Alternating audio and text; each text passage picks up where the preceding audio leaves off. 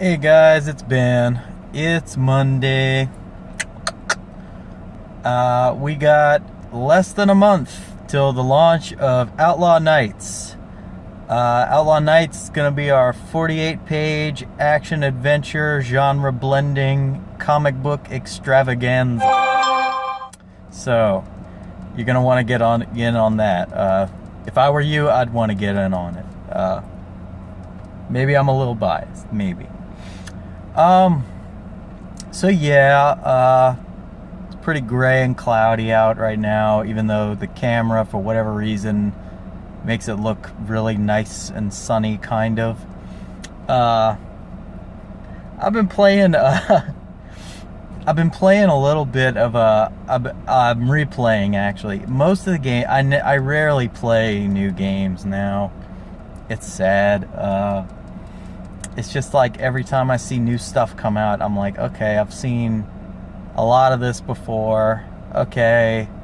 Like the gameplay mechanics of a lot of these games are so similar. It's like, okay, well, I've played this before, technically. But I've been replaying Mafia 3.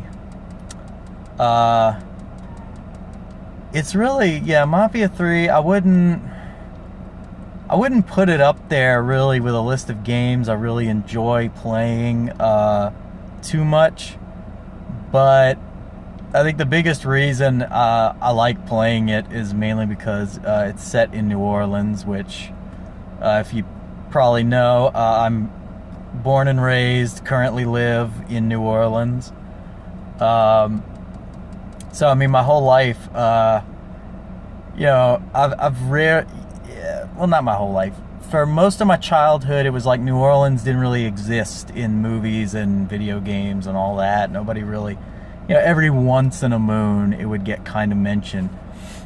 And then after Hurricane Katrina happened, that's when the media and everybody started all of a sudden turning us into kind of their pet project, like, oh, New Orleans, let's do stuff set in New Orleans, let's blah, blah, blah. And that's how we get so many bits of New Orleans entertainment that make me laugh my butt off. I think my favorite depiction of New Orleans was in a video game. And when I say my favorite, I mean it was not accurate in the slightest. People really just kind of make shit up about this city and kind of pass it off like, and then you can always back up to that. Well, it's a work of fiction. It's a work of fiction, and it's like, okay, you didn't really learn anything about the city, did you? I loved Hitman Blood Money. They had a level in Hitman Blood Money where you go to New Orleans to carry out an assassination. And naturally, it's Mardi Gras. And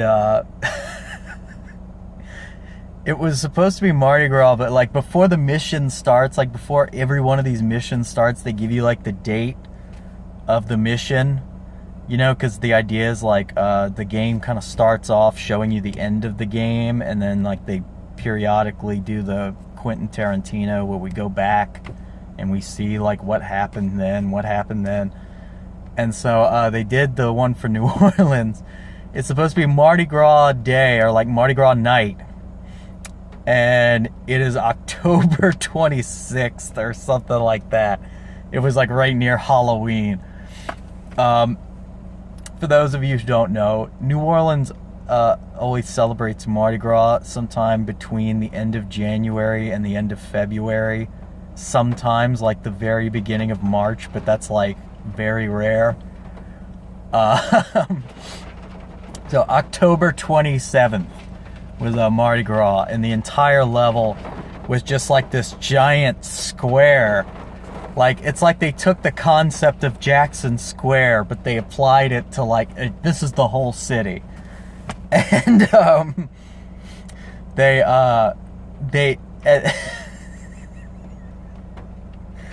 I love hearing the fake Cajun accents. People don't seem to recognize in entertainment that the Cajun accent is not the same as a French accent. I know that's kind of hard to process, but they're not the same. They're similar. Cajun comes from the French accent, but it's not French. Okay? I loved the New Orleans episode of King of the Hill as much as anybody, but I still recognize the fact that Bill Dauterive was not, quote, speaking Cajun. He was speaking French. And so yeah, Mafia 3, right now, the thing that Mafia 3 has going for it is the fact that they did research on how the city actually looks. They changed some things up, obviously, but they did it for the sake of the gameplay. Totally understandable. If you had made the streets as they are in New Orleans for car chases, your game would suck. Yeah, Mafia 3, so far, you know, they had a part with Mardi Gras in it, which, I mean, I've come to expect that. But surprisingly enough, it was actually done around the actual dates of the actual dates of Mardi Gras. You know, it varies each year, but I mean, it's always around the same time frame.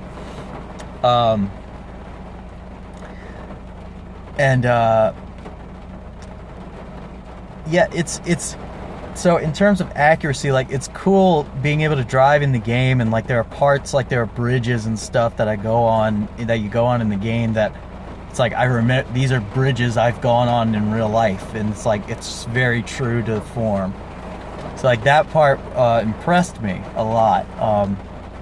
That being said, still can't get anybody to do a Cajun accent to save their lives.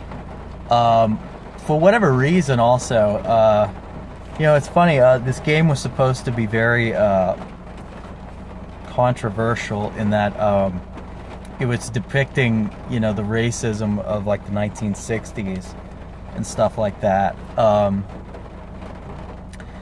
You know, and for the most part, it seemed very true to form.